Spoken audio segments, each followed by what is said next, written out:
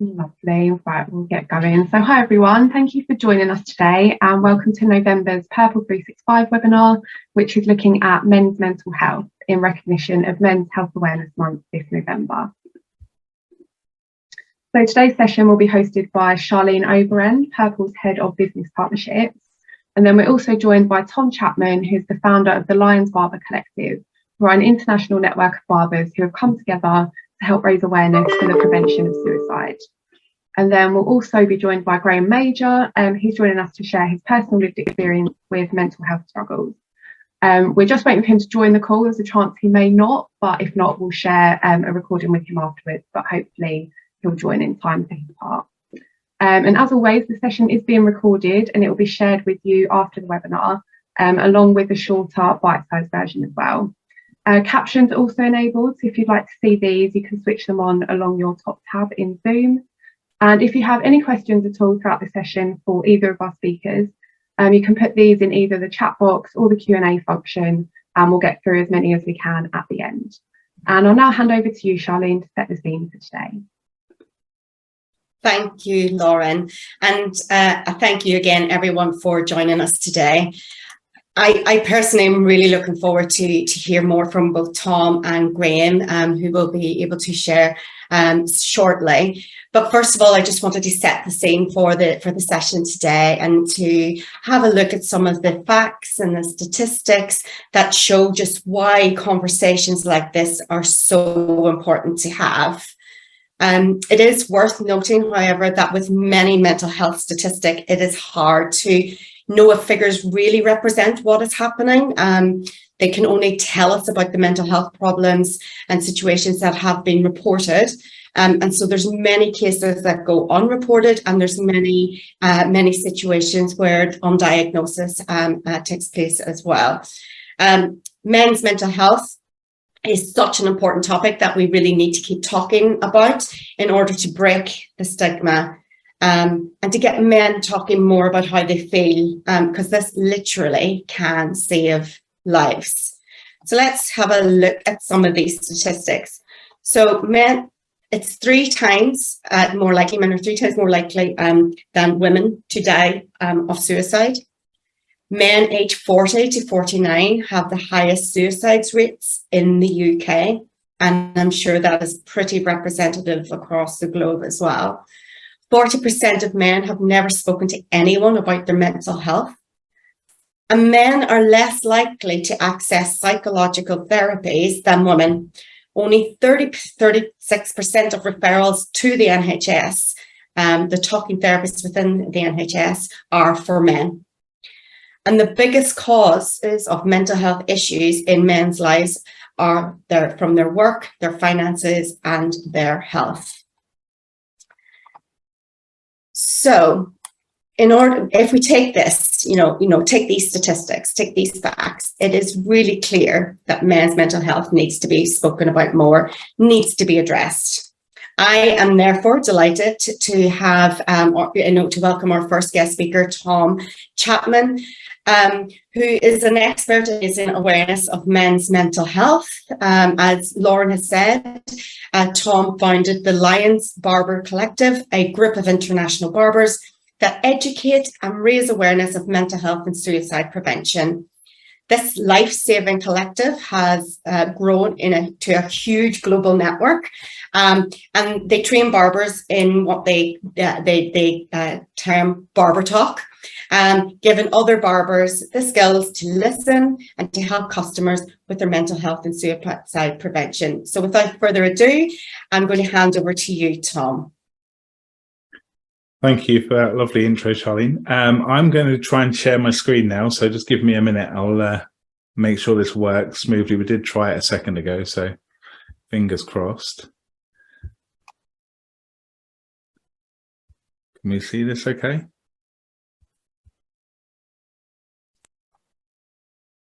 Is that visible? Something's happening. Yeah, it's there now, Tom. Look at that. Not bad at technology for a barber. Normally used to using clippers and scissors. That's about as high tech as we get. So thank you for the intro. And as Charlene said, I am the founder of the Lions Barber Collective. Prior to that, as we were just discussing before we opened the chat, I was a global barber director, which basically means that I was traveling the world, launching men's haircut products, images, content creation, and delivering presentations on stage in front of lots and lots of people.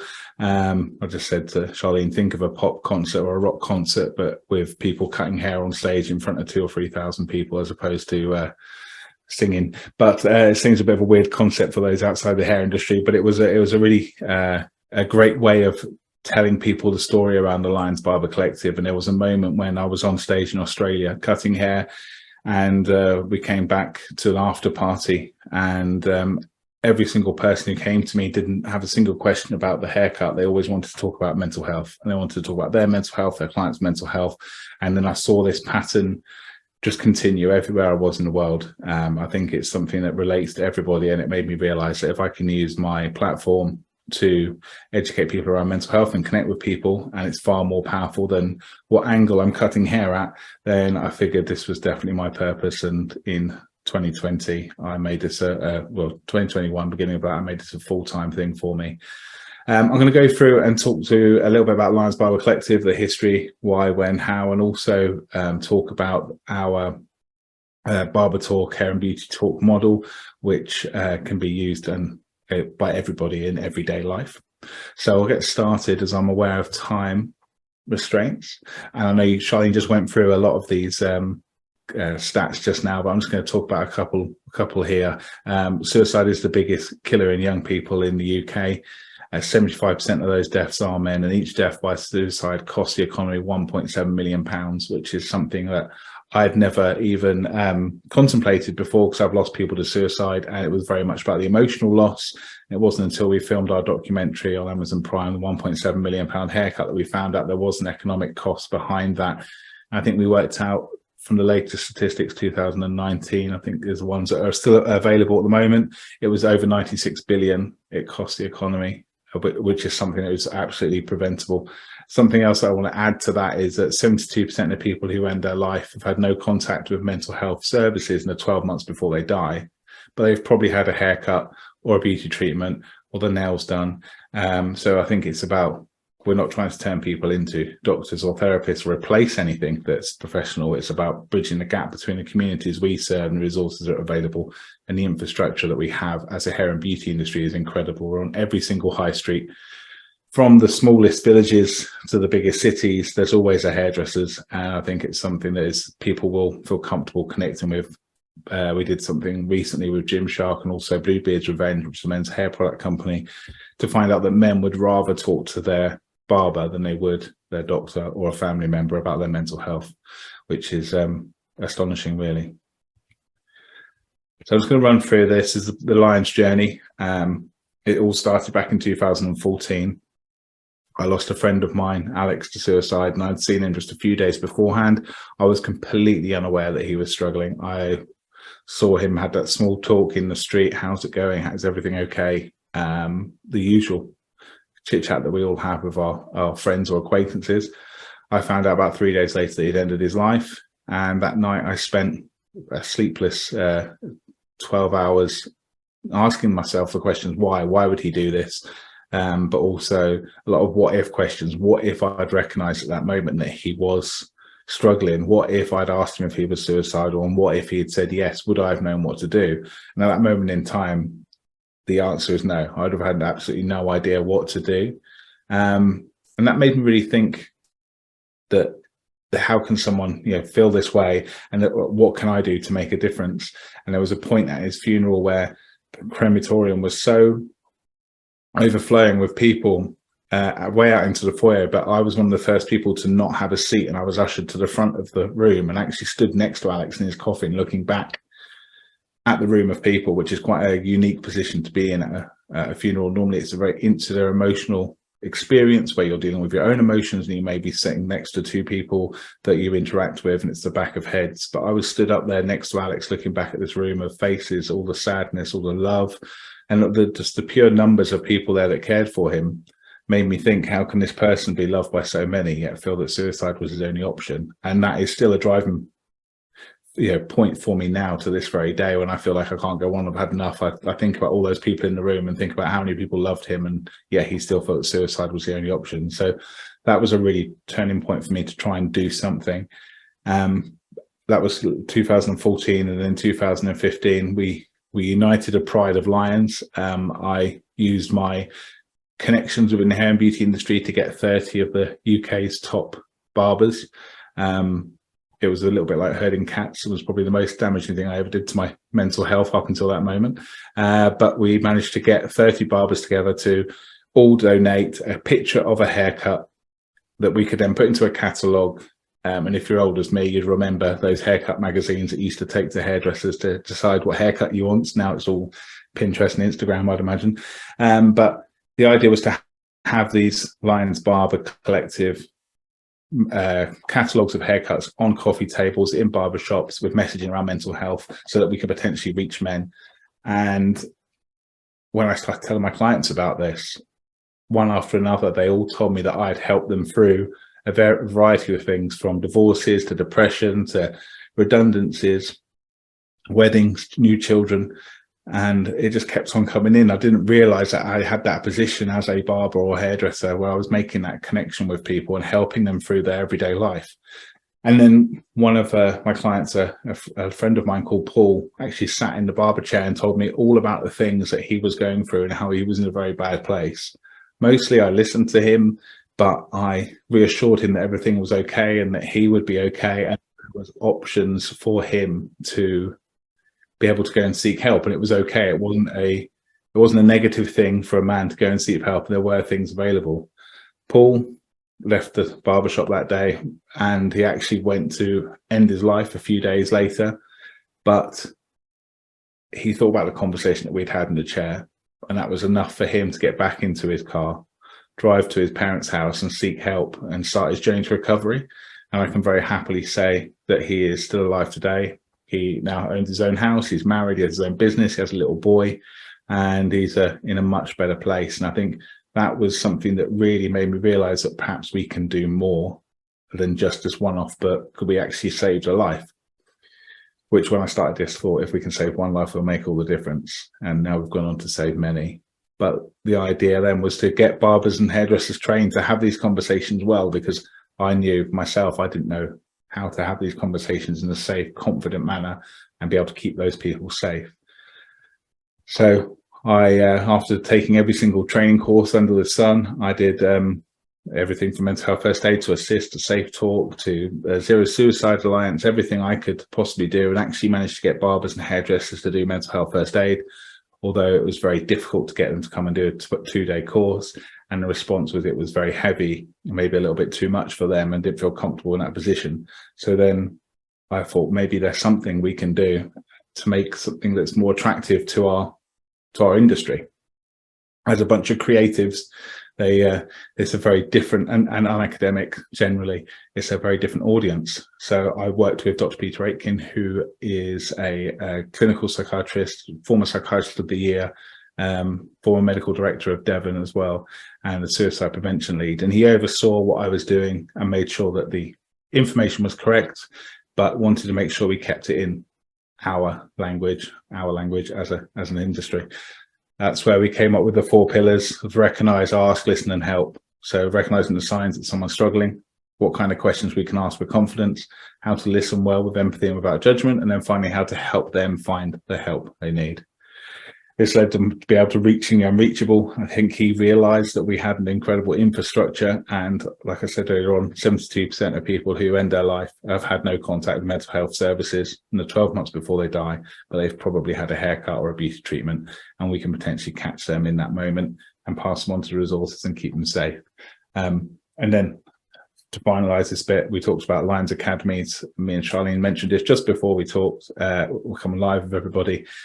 And the idea is that we want to be able to create a long-term real change and sustainability around this model by developing and connecting with the academies and the awarding bodies to turn this into a qualification that can be taught in colleges and schools, so that when they come up, when the next generation of hairdressers, barbers and beauticians come onto the shop floor, not only can they cut hair and provide their services to a high standard, but they also are aware of how to have these conversations well, creating long-lasting real change within our industry and providing support to communities all across the country.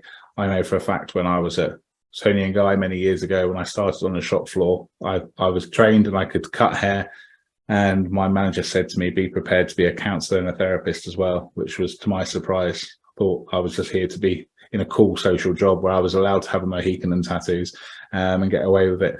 But actually, I recognised very quickly that I was having women in my chair telling me about the menopause or miscarriages, and I had no idea how to have these conversations. So I think it's just as vitally important that those out there on the front line are equipped with the skills to have these conversations and therefore make a difference to the communities that they serve.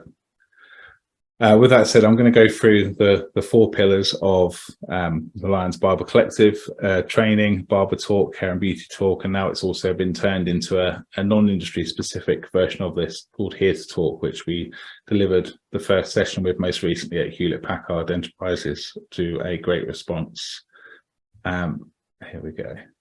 So recognize is the first thing that we need to do, and I think it's really important that we are aware to be able to recognize these things in people. One of the main things is, or the main thing that we decided on, is changes in behavior. And I think this is something that is often overlooked. And I think when we've done the training before, as people have said many times, they've lost someone to suicide, and that's why they're here doing the training. They didn't recognize that anything was going wrong. Yet after we completed the training, as difficult as this is, they actually said to me, I did recognize those things were going on, but I didn't act on them because I justified them to myself. So recognizing changes in behavior is essentially what we need to do. As hairdressers and barbers, we're in a good position to do that because we see people every 4 to 6 weeks. So recognizing a change in weight or a change in their demeanor is quite easy for us, because if somebody lost £2 a week for 6 weeks and then they saw us, that's £12 that we're gonna notice that difference. Whereas if you lived side by side with somebody, £2 a week is not a huge loss or huge change in weight, so it's not as obvious. So as hairdressers and barbers, we are in a great position to recognize these changes in behavior, because we get to know how people's normal behavior is. But that doesn't mean that we can't all do this. We all know about our friends and family, what they like doing normally. Are they spending more time in their room? Are they socializing more than normal? Are they eating more than normal? Are they sleeping more than normal? Are they not sleeping enough? I think it's about us making sure that recognizing these small changes in behavior may be an early sign that somebody's going through something, because this is all about not diagnosing that somebody has a specific clinical mental illness like a bipolar or PTSD. It's not our position to do that, but by recognizing changes in behavior, we may be able to prevent further mental illness and potentially suicide, just by being aware of what those around us, either at home or at work, or in our third space, wherever that may be, are having changes in their behavior. So that can be literally anything from, like we just said there, sleeping too much, not enough, changes in weight, changes in hobbies of current, like new obsessions, things like I said, socializing too much or not enough, even things that we talked about at Hewlett-Packard the other day, WhatsApp groups. Sometimes people all of a sudden stop becoming active on them, or they become overactive on them. I think these are all opportunities then, once we've recognized those signs, for us to then ask a question. And I think we often avoid asking questions because we're scared of the answer, or we justify "Are you okay, mate?" or "How's it going?" as a genuine question, when we all know "How's it going?" is not a question, it's a greeting that we all do every single day. And if somebody responded with how they were actually feeling, we'd be taken aback or shocked by the response. So it's about asking great questions. So we've recognized the change in behavior, and we need to ask the questions and get over our fear of not being able to know what to do if they respond poorly. So asking questions instead of "How's it going?" can be things like "How are you feeling today?" and using their name, is think about questions that reassure that person that you want to speak to them and they feel like they can be heard. So how are you feeling today? Using people's names, asking them about the past and the future rather than generalizing. How's it going? So we've asked them how they're feeling today, which is a present. How have you been since the last time we saw you? How have you been this week? How's life treating you this week? Or have you got anything coming up, or are you looking forward to anything?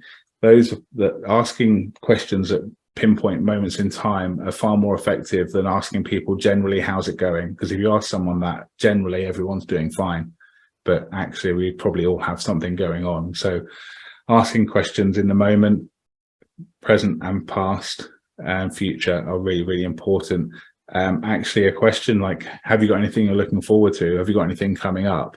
Seems like a very simple question, but without future, there's no hope. And we've all got something we're looking forward to. It doesn't have to be something huge like a holiday or a big event. You know, it could be getting the kids to bed and having an hour to yourself. You're looking forward to that. But if people start responding to questions like that with, oh, nothing, what's the point? What's the point in going on? I haven't got anything to look forward to. They are quite severe responses to that question. And actually that's when we need to start looking at questions like, are you suicidal and do you have a plan? Because those questions, although it sounds scary, asking someone if you're suicidal has there's no evidence to say that it puts that in someone's head. If someone is suicidal and they're already thinking about it, asking them, are you suicidal, will give them the green light to open up and talk about it. And I can hand on heart say that everybody I've asked is still alive today. And there's people that I wish I could, and there's quite a few of them now, and there's people I wish I could have asked that are no longer here. So asking someone, are you suicidal and do you have a plan, is important, and it will save lives. If that person isn't thinking about suicide, there's no evidence to suggest that it will put that idea in their head. So it is a safe question to ask. And I feel that we don't ask those questions because we're scared of what the answer may be. But if you do ask those questions and people are telling you a negative, it's really important that we listen. We often like to listen to a certain point, relate to it, and then tell our story. But actually, if somebody is opening up to us and telling us about something they're going through, which is actually really quite difficult, you literally don't have to say very much. It's not our role to fix and solve the problems. Things that we shouldn't say is, I understand how you feel, or I know how you feel. And I'm sure we've all had people say that to us when we are offloading to them, and often it doesn't give us a great feeling because no one knows how we feel. We all have our own individual experiences and upbringing and morals and beliefs, so no one will ever truly know how you feel. But instead you can say, I don't know how you feel, but I'm here to listen to you, and hopefully I can try to understand what you're going through. That response is so much better and will allow that person to feel comfortable to talk to you, because they know you're not judging them or you're not making it about themselves. Unfortunately, when we listen until we can relate to something, and then we potentially stop listening until that person is then silent and we can jump in with our own thoughts, opinions, or experiences. And I often say this when we're doing the training to the hairdressers and barbers, for example. I have a client that comes and sits in my chair, and I notice they've got a great tan. Wow, you've obviously been on holiday somewhere. Where have you gone? That client then responds to me by saying, I've just got back from Brazil. Instantly, my response is, in my head, I'm thinking, I love Brazil. It's the best country I've ever gone to work in. I've got so many great experiences of it, and I want to just tell them. I could just go, I love Brazil when I went to Brazil. But actually what I should say is, wow, I love Brazil. What did you do when you were there?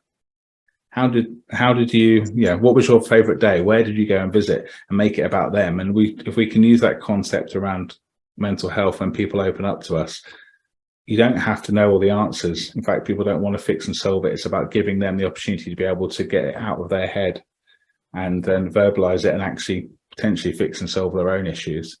So actually asking them questions like, how does that make you feel? Or it seems like you're feeling quite down or stressed about this. What do you think you could do to make this change? Rather than making it about a situation we've already been through. And often people will fix and solve their own problems if they have that platform to do so. So it's really, really quite simple. shut up and listen mostly, and let them have their time. Don't be scared of silences. It's often silences them trying to think about how they're going to verbalize what they've been thinking about, because it's probably the first time they've ever said that to anybody else. And then once we have listened and they've finished, it's then our time to help that person find the help they need. So we've recognized the signs that they're struggling. We've asked them a great question, or many great questions, and they've opened up and they've told us stuff and we've listened to them. It's then, sometimes that may be enough. Sometimes we just need to offload and be able to have that space to get out of our head. And I'll tell you a brief story about a guy who came to see me. He opened up, he told me he was going through a situation of a clinically mental health diagnosis. He'd been waiting 18 months for it.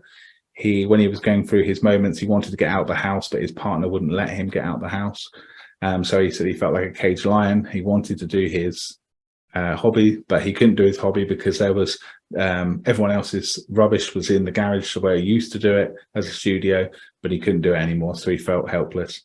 He then went on to tell me that he had a small studio apartment.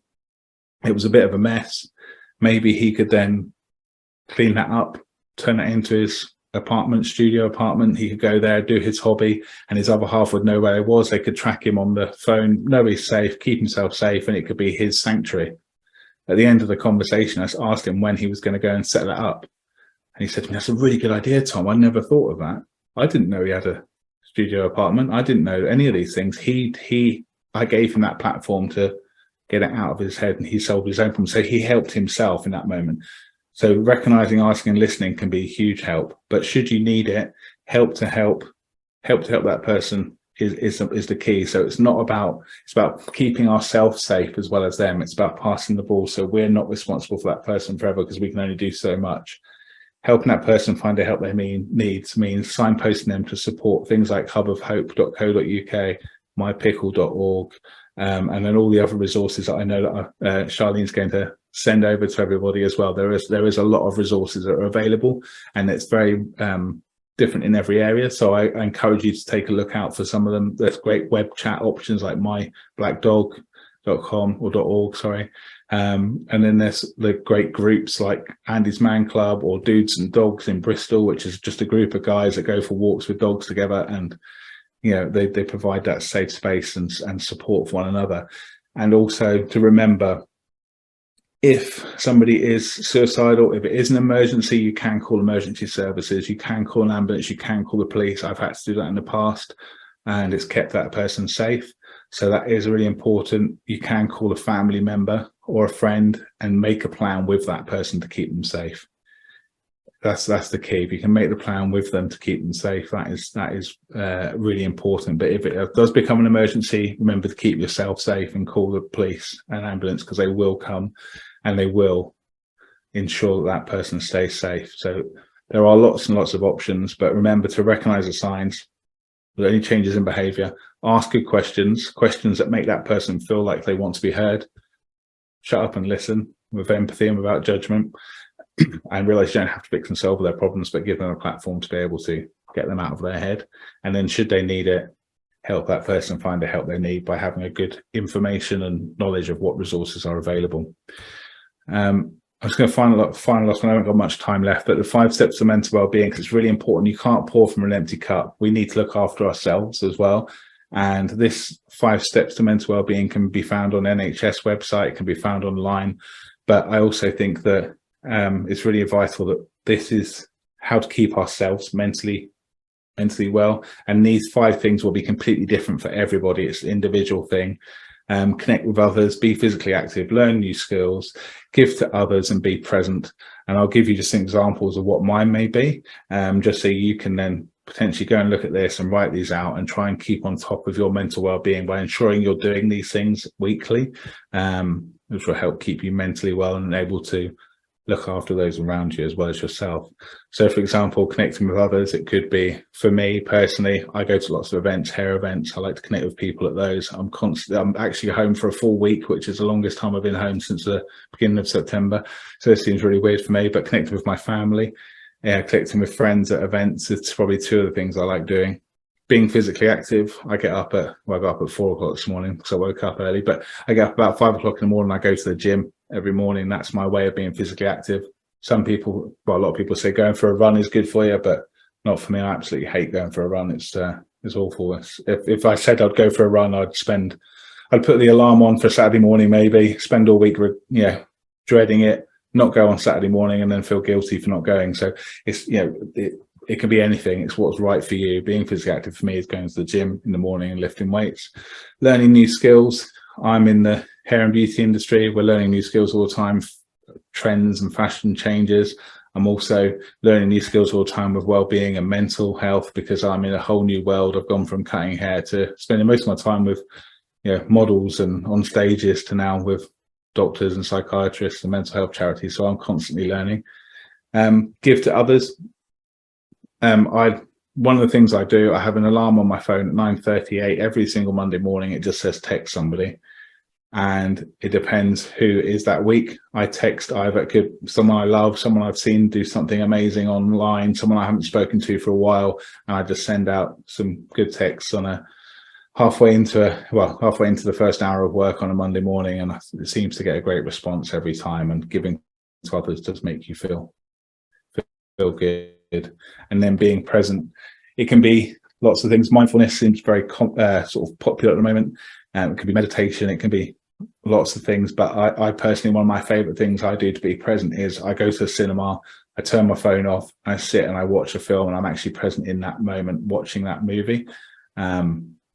It's completely different from trying to watch something at home with the kids jumping on your head and the cat and your text coming through and answering your WhatsApp. So I think being present can be anything you want, as long as you're truly in that moment. We spend too much time worrying about regrets of the past and what may or may not happen in the future. So all those 5 things, try and build a bespoke personal kind of self-prescription of what those 5 things may be for you, so you can help keep yourself mentally well. And then finally, that's just my 2 latest books. So there, I have to put that in because my agent tells me to. But they're my children's book, the Mighty Lions and the Big Match, is around failure being an event, not a person, and sports and the way boys are treated in sports. And then How to Listen So Men Will Talk is a book which is adapted around the 4 pillars of the Recognise, Ask, Listen and Help in a handbook format for anybody to be able to use and have accessibility to those skills. And with that said, I'll stop sharing my screen now so that Charlene can. And thank you ever so much for listening. I hope I stayed just under the time. I think I did. I don't want to drag it on for too long, but thank you ever so much for listening. And if anyone wants to get in touch with Lions Barber Collective, please do through the website or social media, or the email link is tom@Lions Barber Collective. Thank you so much, Tom. I mean, I found that so informative, and I'm sure everyone else here listening today has learned something really, really useful, something that they can action, they can adopt and bring it in to their own life. I know I certainly have. Recognize, ask, listen, help is now just going to be embedded in my head after this conversation. And I just think that's a key takeaway for everybody today, even just having that as something to implement into their own lives and just be more aware. I think it's brilliant. I am now really pleased, and I would love to welcome our next guest, Graham Major. Graham is here today to share his own experience of mental health issues. And after suffering a mental health breakdown nearly 7 years ago, he is now really passionate about talking about his experiences in order to open up the conversation and to encourage others to do the same. And, thank you, Graham, for your time and for joining us today. No problem at all. Thank you. Brilliant. So I'm going to just get right in there. So you experienced a mental health breakdown 7 years ago. Can you tell us a little bit more about what happened? Yeah, of course I can. So to give sort of context and background, at the time I was working for a large consulting firm, and I had quite a big job. And I think there was no signs of what was to come. But to cut a long story short, I had a meeting with a client just as I would any kind of regular kind of catch-up meeting where you kind of jump on. And for whatever reason, I seem to remember when I walked into the room, one of my team asked me, do I want a cup of tea, which wasn't unusual, but that's kind of stuck in my mind. And my response was very kind of normal, like always, of course I want a cup of tea, always have a cup of tea. But what happened when I walked into that room and joined that Zoom meeting, I couldn't see it coming. I'd been on these Zooms, particularly with this one client, for many a week, and normally you get on, there's a bit of small talk, you jump into business, everything's good, you jump off. But for whatever reason, I decided at that point, or it was decided, or however you want to look at it, that when I was asked how I was, my response was completely full of expletives, absolutely full of expletives. And in the space of kind of 10 seconds, I'd gone from being calm and, hi, my name's Graham, to actually bleep, bleep, bleep. And I just completely lost control. Someone then booted me off the call, as you kind of would imagine they would, to which I jumped back on the call and, in a complete rage, I wanted to kill everybody, and I was threatening all sorts, which anyone who knows me, sorry, and obviously I assume I'm the most mild-mannered person in the land. So I'd gone from absolutely normal, asking for a cup of tea, to swearing at people, to wanting to kill people, to then sobbing in the corner of a room in about 2.5 minutes. And I completely just lost control of my emotions, my thought process. And my reaction to that was, if any of you kind of know London, there's obviously a canal in Paddington near where my office was, that it led me to basically leave the office. It was a cold February. I had no jacket or anything, to then put my feet in the canal. And when I took my feet, probably up to my shin level, to looking around, thinking to myself, what's the best way to end this? And I wanted to go. I decided in my mind that that was the end for me. And there was a small part of me that was trying to rationalize, but actually, I was set, I was done. I wanted to end my life there and then. And it was just then a case of what would be the best way of doing it. Would it be just jumping? Would it be the barges? Would it be another way of doing it? And I had a couple of people, being quite a public canal path, a couple of people, because obviously it's not normal for someone to have their feet in a canal in a cold February, asked me I'm okay, to which, I was pretty blunt and very rude back to them. And my phone was going like mad of people who had been on that call, or people who had heard some sort of commotion in the office, calling, wanted to speak to me, but wasn't interested in them. And at this point, I decided how I wanted to end it, and I won't go into that because it's quite descriptive. But out of the blue, I had this call from someone that I worked with, but I had nothing to do with, really. She was someone that I'd worked on some projects with, and I don't know why, but I picked up that call. My bosses and everyone else had called me, and I must have had about 30 of missed calls. But this girl called Amanda called me, and she was looking for authorization on some expenses or something very, very similar. And she couldn't get hold of her boss, so she wanted my authorization. And there was me, shin deep in the canal. And I just sobbed to her. I didn't know her. And in that moment, I went from, I'm ending my life here, to actually, Amanda, you're not going to believe what I'm doing right now. I've got my feet in the canal and I want to end my life, which I'm not truly sure how she took it, but it wasn't that she talked me down, but just in that moment, I think it could have been the realization of having something as mundane as approving something, or it could have just been a different voice. I felt in that moment, okay, all right, I'm not going to end my life right now. And I then went into the pub. My trousers were wet, my feet were wet, had a few drinks. And I felt at that moment, yeah, I'm good. Life's good. Went home, said nothing more to my wife other than had a bit of a bad day. But that night, didn't sleep, and the suicidal thoughts came back around, all right, should I get up now? And, let's end it now. And the next morning, I got up extra early and went into the office. Right, so bear in mind, I hadn't been to the office for the rest of the afternoon because I'd run away and wanted to commit suicide, to being in a place where I'm going to the office. And I got to my office and it was just gone 7 or thereabouts, and I absolutely sobbed my eyes out. Had no idea why I was in the office, had no idea what was going on, had no idea how I was going to get through that day or any other day. And luckily, it took one of my directors to come in fairly early because they had a call with the Middle East.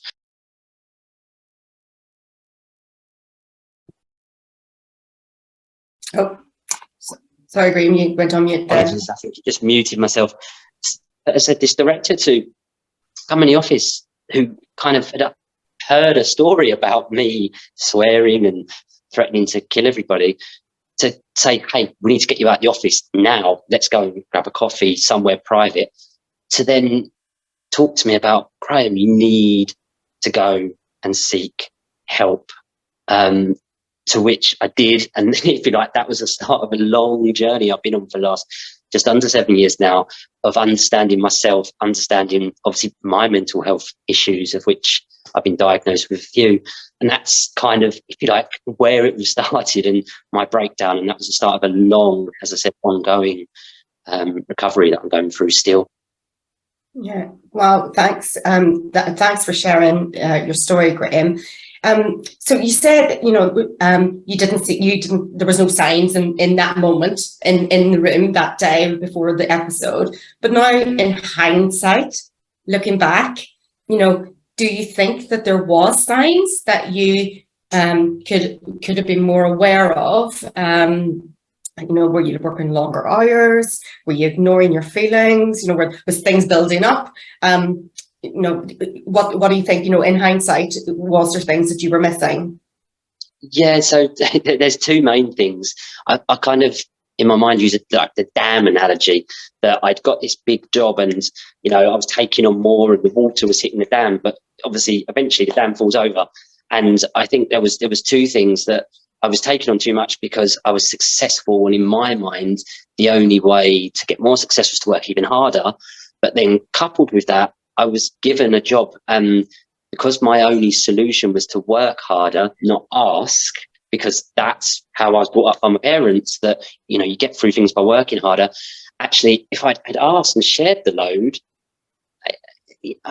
I'd like to think I probably wouldn't have got to that point where the dam fell over. So for me, it was those things. But then to your point as well, I did suppress my feelings. I didn't have any feelings. Looking back, there was no feelings. My thing was a go, go, go, go. And that was my only feeling, which, looking back again, it's completely sounds now ridiculous, but it was how it was at the time. And I should, and looking back, if I could tell myself in February 2016, look out for these 3 things, they're the 3 things that I'd have told Graham at that age.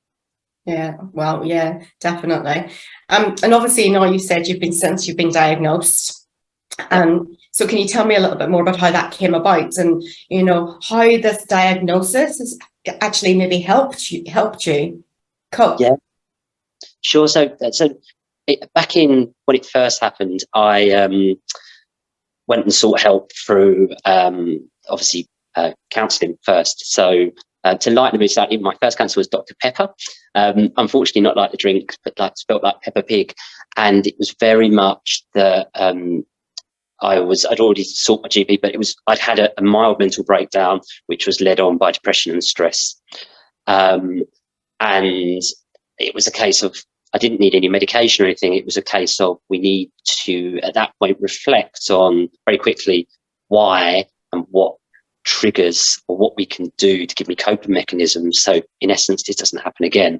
So we did things like CBT. We've done things, if anyone on the call has been through therapy before, you talk about your safe place and the visualization of your safe place, and to use another analogy, the filing cabinet one, to make sure we're filing things. And it was very much in that first kind of 6 months that it was to get me in a fit state that I could perform again, because that's the motivation. I need to get back on the bike. I need to get back working.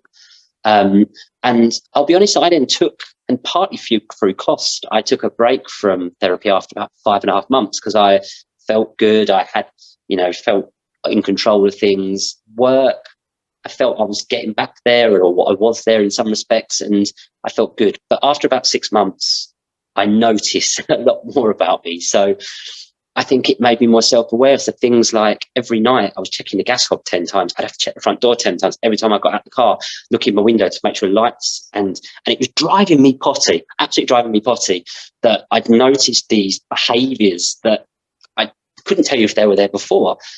So I went and sought help for a kind of company that I found that you subscribe to, and you get a certain amount of kind of therapy sessions, and they're based in America. And to this day, I still speak to that same therapist, Lindsay. And very quickly, when I talked about the actions, she said they're anxiety. You're basically having mild anxiety attacks, and lots of people do them. And the worse your anxiety gets, the more you'll do these things. So at the time, I thought I was going to go through another mental breakdown, because all of a sudden I'd gone from, maybe checking the front door, make sure it's locked at night, to checking it, like, literally shaking the door to make sure no one could break in. And she taught me more coping mechanisms, but then as we delved deeper, she diagnosed me with ADHD and OCD, which again, she taught me some techniques, and we talked about it, but a lot of it, as with most mental health, comes back to childhood trauma, which we're still, as I said, still working through to this day. But then I'm more aware about myself that, if I'm feeling anxious, I know that there's a door there, and I'll probably check it close 10 times. Why a multiple of 10? That's just the way I do things. But if nothing, you know what? That's okay. And rather than try and hide it or suppress it, if I need to do that, just by explaining to people that, hey, I've just checked that door 10 times. Do you know what? That's my OCD, my compulsive disorder, and a little bit of anxiety all coming out. Do you know what? I've not met anybody where I've been that open with when I've gone into a meeting, or someone's seen me do something like that, where they've said either, you weirdo, or that was weird. People have wanted to talk about it, which opens up that conversation, which can be difficult sometimes, but actually it's allowed me to be more comfortable actually knowing that, yeah, I've got a mental health illness, and do you know what? It doesn't stop me from being me and doing my job, but there are some bits that, I have to take 10 seconds to do things, because it makes my mindset much better, rather than suppress, not touch that door. I'm looking at a door right now, not touch that door, and then actually sit there riddled with anxiety because I haven't done that door 10 times. Oh, absolutely. So finally, Graham, I've got one last question for you. So what would you say to anyone watching here today who may be feeling the same as you did back then, or someone who thinks a loved one is struggling? So what would have helped you? Well, the obvious ones: speak to them. To Tom's kind of slides earlier on, not just ask, are you okay? Because you'd always get that same response. Really ask, what's going on? What's happening? But second to that, there's lots of people who maybe won't. And I've got a few people in my head now that won't give you that honest answer, or they might say, I'm just having a bad day, and just dismiss it. But I think people also need to realize that help isn't expensive. There's this thing around, particularly therapy. If you just want to go and talk to someone once, it might cost you, I don't know, let's say £40 or £50 for argument's sake. But guess what? I bet you'd go and spend £40 or £50 on a Saturday night out in the pub. Why go and spend that in the pub when you can invest in yourself? And I can't stress that enough, that help isn't expensive. Help is so available if you truly want it. And most employers nowadays have a free kind of some sort of scheme where you can go and talk to a specialist. And I would beg, even if have got the slightest inkling that something's wrong, and some of the things that Tom talked about, or something's wrong, you've spotted something wrong, get them to talk to someone, because it's confidential. You're not silly. You're not, going to be locked up or anything like this, which is a lot. And I had that thought that a lot of people think will happen. Just talking to someone, sometimes point you in the right direction to go and get that proper help, or even just to rationalize sometimes and realize, okay, all right, it's just a bad day. That's all you need. It doesn't fester. And I can't stress enough that anyone who's thinking about, anything that's wrong, or a loved one, please, please, please talk to them and point them in the right direction, because there's so much free help, and then kind of, cheap, not expensive professional help available if you need it. Thank you, Graham, for your openness and your insights. I really do appreciate that, and I'm sure you've also helped a lot of people who have been listening in and hearing firsthand someone's experiences, and and the fact that you've got through it, and and you're able to reflect and use that experience to ultimately support others is just fantastic. And protecting your mental health and having those 5 activities as part of your daily life is just so important. Whether you're a man or a woman, you know what I mean? It is just so important that you look after your mental health. So I'm going to open up now. Hopefully we might have 1 or 2 questions. Lauren, do we have any questions today? Yeah, so someone has asked, I don't know if this would be best for maybe Tom to see if you had any advice at all. So someone's asked, as a parent of a young boy, I'm concerned about how mental health affects men differently. Do you have any suggestions how best to help males through childhood and their teenage years into adulthood? Yeah, I think men generally have just got very good at pretending to be okay, because when we do open up and talk about things, the response we're met with is not normally very good, or hasn't been in the past. And I think it's just really important that I think we treat everyone the same. It is okay to feel sad. So when they are sad, look, I recognize that you're upset at the moment. Everything will be okay. I'll be with you while you calm down. Do you want to talk to me about it? And make them feel safe to open up and talk, because guys don't have, so we did something with Calm recently. This is a good example of it, but they ask the same question to everyone who calls them. How long have you felt this way, and have you spoken to anyone else? When they speak to women, they say, I've spoken to everybody. They've exhausted all resources and they've spoken to absolutely everyone, and then they come and speak to them. With guys, they'll say, have you spoken to anyone else? No. How long have you felt this way? 3, 4, 5 years?